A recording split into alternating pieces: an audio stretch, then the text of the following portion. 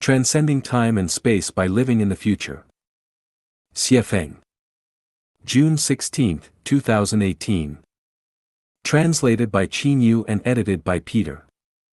Man is life. Life is a non-material structure with spirituality. The core component of life is consciousness. For consciousness, there is no question of reality and illusion, no question of time and space, and no question of past and future. Reality and illusion, time and space, are a problem that stubbornly exist in human perception.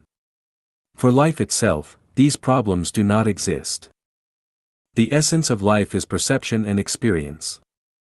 Without perception and experience, there is no life. In other words, life without perception and experience does not exist.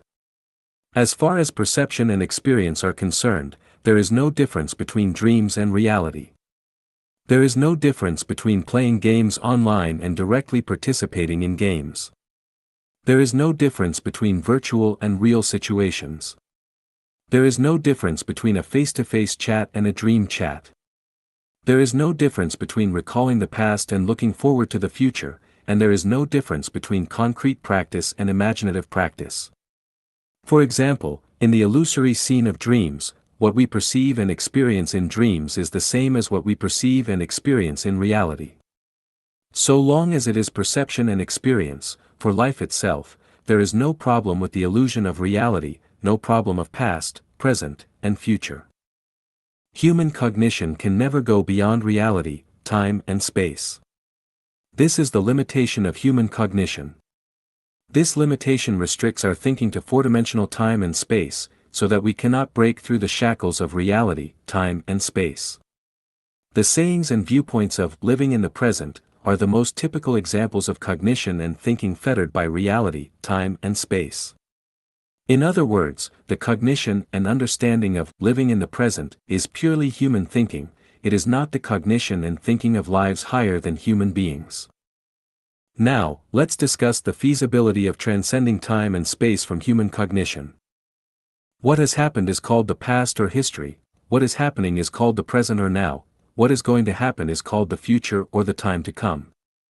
Now let's make a choice, would you like to live in the past, in the present, or in the future? For those who have had a good past, they want to live in the past, but also look forward to the future. For people who have had a painful past, they do not want to live in the past. So, how many people are willing to live in the present? Except for those who are enjoying life at this moment, most people are willing to live in the future, because the future has not yet happened, and they can look forward to a happy situation. The main point of this article is that now is the most difficult time for life. Food, clothing, shelter, transportation, birth, aging, sickness and death have brought enough worry to people. Electricity bills, water fees, internet fees, gas fees, fuel fees, transportation fees, vehicle, house etc. repair costs, house rent, and land tax have given people enough to be anxious about, the giving of presents between people is annoying enough, personal safety is also worrisome, and the natural disasters and causal disasters that occur anytime and anywhere are heartrending. Therefore, living in this moment is the most troublesome and painful experience. Since life lies in perception and experience, it is wise to consciously avoid and escape the current situation of confusion and sorrow. There is a sad reality that we have to face. Nearly 1 million people commit suicide every year around the world. Millions of people attempt suicide. Hundreds of millions of people have thought of suicide. Why do they commit suicide? Because the present is too bitter, there is no hope, no turning point, no bright future, so they just choose to commit suicide. This is the life tragedy of those who live in the moment. Now let's envision that if a person in such current distress knows that he will receive 1 million yuan tomorrow, or will encounter a noble person who will bring himself out of a real tragic situation, or the world will be reversed and his sorrow will end soon, or he gets to know in a few years that he will turn the situation around and become successful, or knows that he will enjoy a wonderful life in the endless heaven in the future. Then, will he commit suicide? Of course not. Not only will he not commit suicide, but he will live happily every day. This means that letting the consciousness live in the future makes life better than living in the present. Therefore, allow yourself to live in the future and imagine that in the future you can live in the new oasis for life created by Life Echanuan. Imagine that you are living in the 1,000-year world, the 10,000-year world, the celestial islands continent. In this way, your current misery will be alleviated. No matter how hard or difficult it is, you will survive it. Your current troubles and pains will disappear into smoke and clouds, and all worries and fears will be just illusions in front of you. Hence, you will feel that every day is interesting to live, just like playing games, and even if death comes, you will be fearless and even accept it with joy. This is the way to transcend time and space. We must know that the future is created by visualized thinking.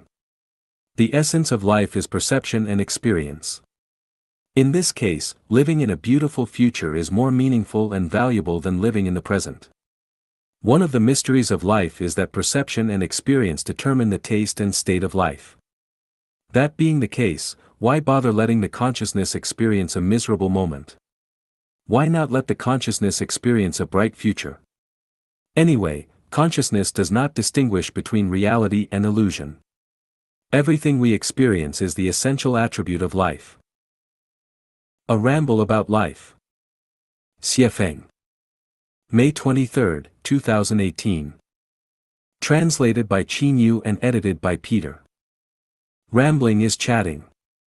Chatting can be endless, free from rules and regulations, letting one's thoughts float in the wind, aimlessly like mature dandelion seeds. Everyone encounters two doors every day. One door leads to heaven and the other leads to hell. Whether you go to heaven or to hell depends entirely on how you treat people and things. If you treat them right, your path ahead will be bright and full of flowers, and if you treat them wrong, your path ahead will be full of mud, and you can only trudge along. Every day in life, we are taking exams. What we should do and how to do it is the exam. The examiner is the greatest creator. Our ultimate destination is decided by the accumulated daily exam results. With excellent results, there is no doubt we will go to heaven. With poor results, there is no doubt we will go to hell. Every day in life, we can have the good fortune of meeting angels. In everyday life, we always deal with people.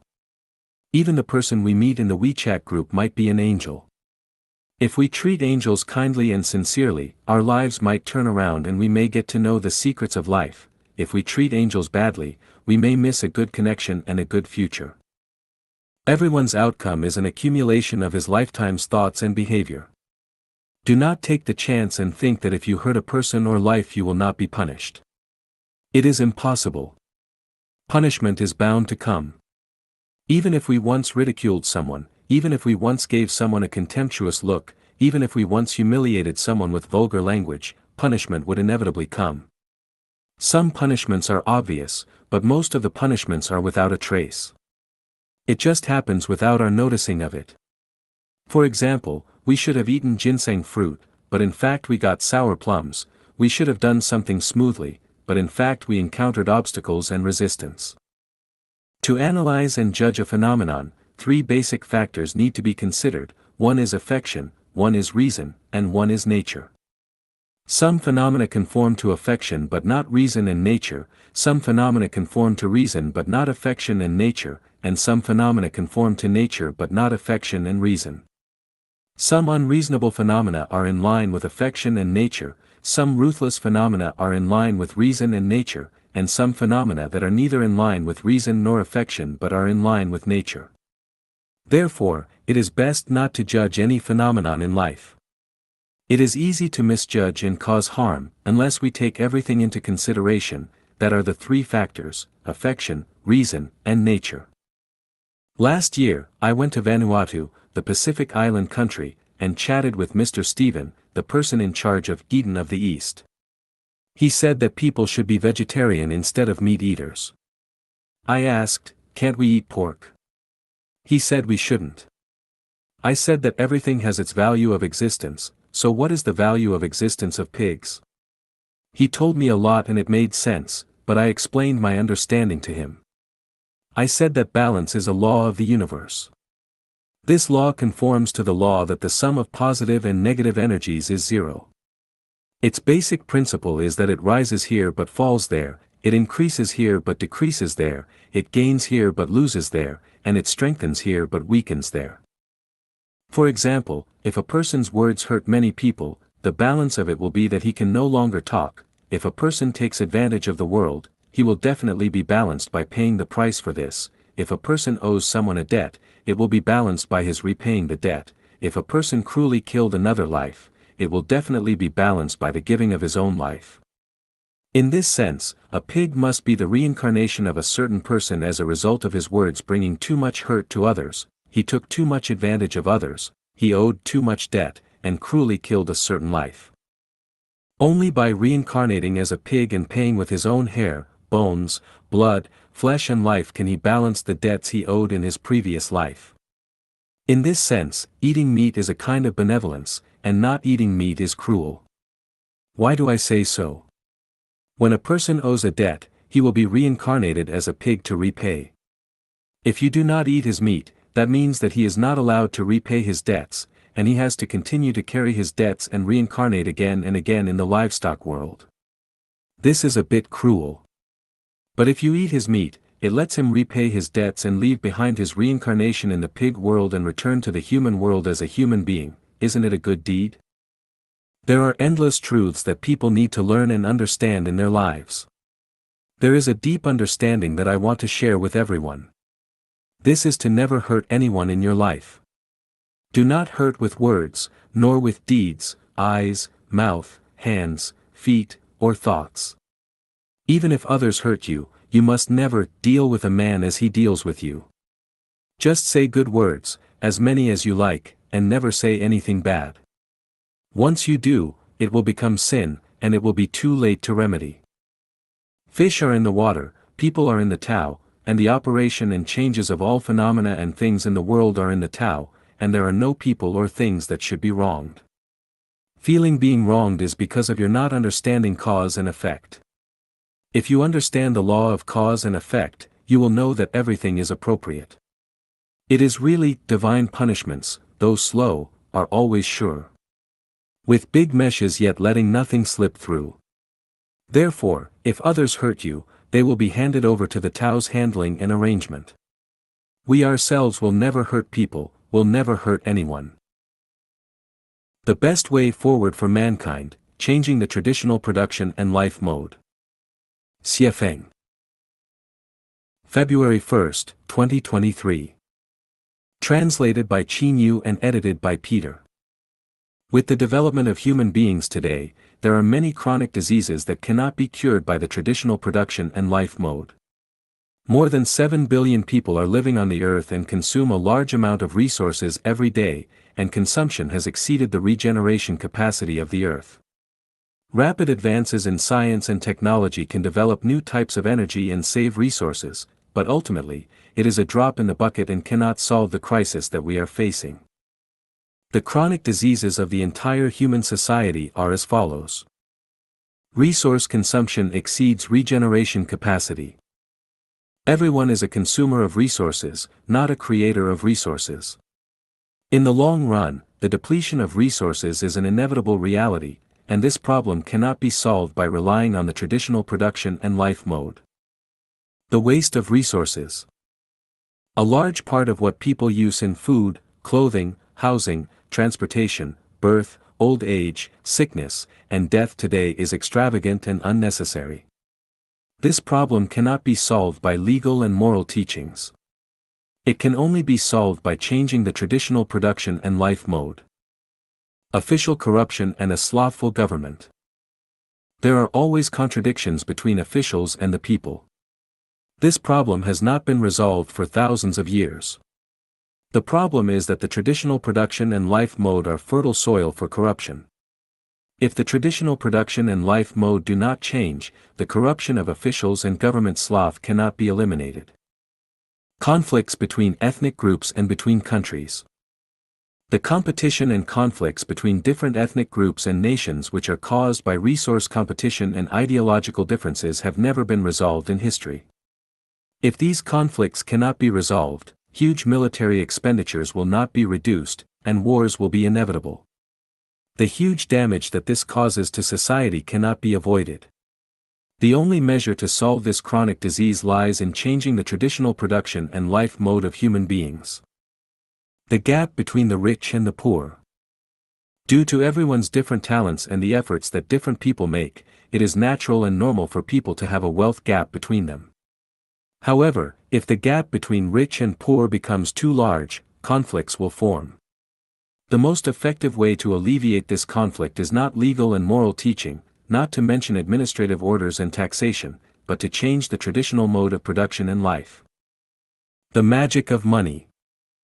With money as a medium of exchange, its value and function cannot be questioned and underestimated. However, when people regard the pursuit of money as the primary motivation and purpose of survival and life, social turmoil and personal troubles and pains will be the result. How can the magic of money be eliminated? Only by changing the traditional mode of production and life. The loss of integrity. The more there are people, the fewer the resources, the more intense the competition will be, and the lower the integrity of people will be. With the loss of integrity, the cost of communication between people, countries, and special interest groups will increase infinitely. This is not only detrimental to the welfare of all the people, but also detrimental to resource conservation and social stability. How can this problem be solved? Legal and moral constraints cannot play a major role, so it can only be solved by changing the traditional mode of production and life. The disadvantages of government planning and a market economy. Facts have proved that the government's plan will take care of one thing and overlook another will lead to the impoverishment of the people. The market economy is like the law of the jungle, which will lead to the weak becoming the prey to the strong, which is not the ideal state of human life.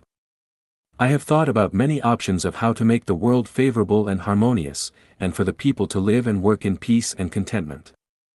Finally, it has been found that the best plan is to replace the traditional way of production and life with the new way of production and life. So, what kind of mode is the new human production and life mode? In a word, it is a full replication and copy of the production and life mode of the 1,000-year world of the kingdom of heaven. The model of this new mode of production and life on earth is the production and life mode of the second home created by Life Echanuan. A brief summary of this new mode is, human beings will no longer enter the institution of marriage and family, but enter the program of the second home, countries will disintegrate, there will be global cooperation and resource sharing, the scale of population growth will become lower than the regeneration capacity of the Earth's resources, and people will flow around the world designedly, allowing everyone to reach the state of life in the kingdom of heaven where everyone owns nothing yet owns everything. This is not a dream, but a summary of the successful experience that has been practiced on the earth for 15 years. May every citizen of the earth get to know, think, and practice it. The connotation of the highest level of human civilization. Dayform Buddha. May 2, 2023. Edited by Peter. When human civilization enters the most advanced stage, there will be no laws, no countries, no currency, no marriage and family, and no forms of identification such as ID cards, passports, driver's licenses, work permits, medical licenses, judge certification, professor certification, and so on, and there will be no various types of business licenses. Readers may think that this is impossible. Without laws, without countries, without any identification, the whole human society will become chaotic. For example, if there are no driver's licenses, people who don't understand traffic rules will also drive on the road and will inevitably cause traffic accidents. I want to say that we cannot imagine the form and operating mode of the highest level of human civilization society with the current consciousness and living environment of people, but we can imagine that when everyone is selfless and exudes the nature of truth, goodness, beauty, love, sincerity, and trust from within, all the disputes in the world will be melted away. The unskilled driver will not drive on the road because he loves others more than he loves himself. Perhaps some readers may think that people cannot completely achieve unselfishness and selflessness, but in fact, when the traditional production and life mode of society will be replaced by the second home mode, people will find that the more unselfish and selfless they are, the more they will enjoy the joy and beauty of life and life to the greatest extent. We have proven this through 14 years of this production and life mode in practice. Without countries, laws, and marriage and family, will everything become chaotic? No, when we emulate the 1,000-year world mode, we will find that the higher the degree of freedom, the more civilized people will become. The more restrictions and constraints, the more people's selfishness, greed, and opportunism will be stimulated. Moreover, when tens of millions of second homes are born on the earth, people will choose to enter these homes to live in, and all the homes will operate according to universal values and the way of nature. All people on earth will become members of this big family of homes, and no matter what they do, whether it is power generation, farming, clothing production, education of children, shepherding on the grassland, or technological innovation in the laboratory, people from all walks of life will become members of the earth family. Without currency and private property, everyone will freely use their intelligence and talents, and all the issues of food, clothing, housing, transportation, aging, and death will be resolved by this big family. No one would want to keep currency or have private property.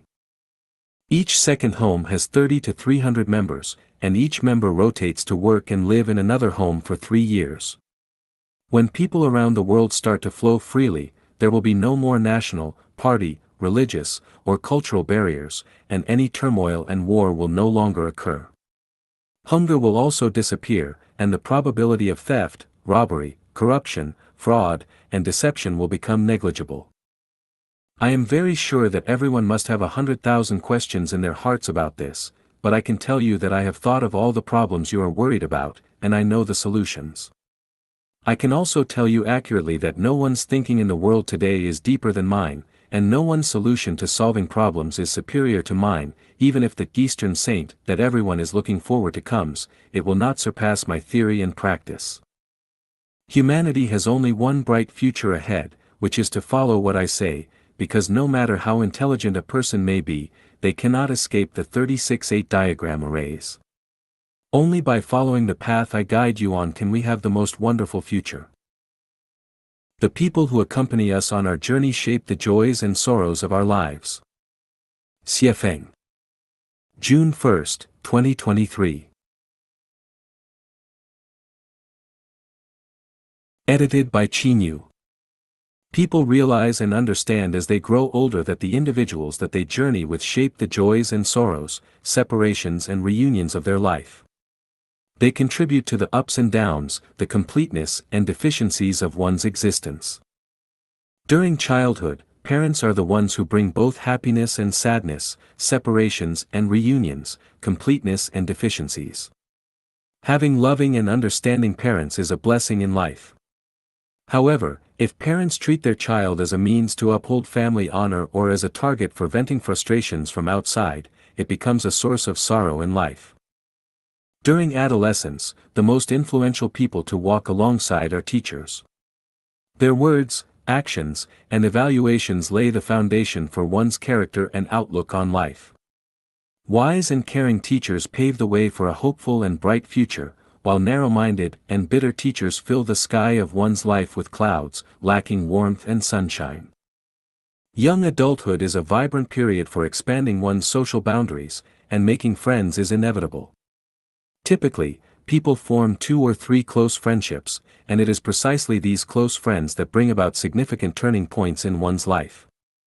Genuine and open-minded close friends, filled with the confidence and courage to strive and excel, will inspire oneself, leading to a passionate and hopeful outlook on life.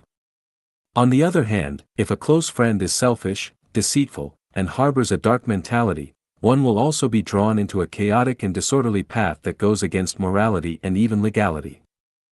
In middle age, the most important companion in life is a spouse. If one is fortunate to meet a considerate, capable, and affectionate partner who excels at managing household affairs, it is a great blessing. Conversely, encountering an unreasonable, selfish, and greedy spouse who lacks understanding and often voices complaints creates a life filled with bottomless sorrow and misery. In such circumstances, whether it is the husband or the wife, thoughts of suicide often emerge in their minds. The inner pain has nowhere to be expressed, and they can only silently endure day after day, year after year. In old age, as physical strength gradually wanes and illnesses silently afflict the body, confidence in life diminishes. People around us unconsciously begin to drift away. At this time,